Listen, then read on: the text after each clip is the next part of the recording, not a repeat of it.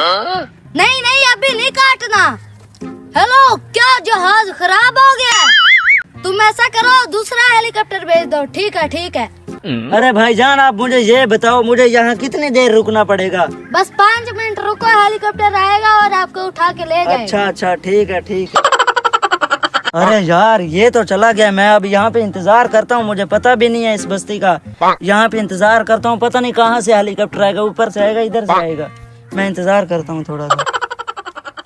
अस्सलाम वालेकुम कसाई साहब, आपसे एक काम था। मैंने 4 भैंसे, 4 ऊँट और 5 गायें ज़िबा करवानी है आपसे। क्या आपके पास सुबह टाइम है? हाँ हाँ, आपने सुबह लाजमी आना है। हाँ, अस्सलाम वालेकुम। वालेकुम सलाम भाईजान, भाईजान। आप कौन हो? भाईजान यार, मैं एक मिनट। हाँ हाँ हाँ, 4 भैंसे, 4 ऊँट और 5 गायें हैं। यार इतने अमीर? हाँ, सुबह लाजमी आ जाना। अरे भाईजान, बात सुनो। जी भाई। अरे यार, यहाँ पे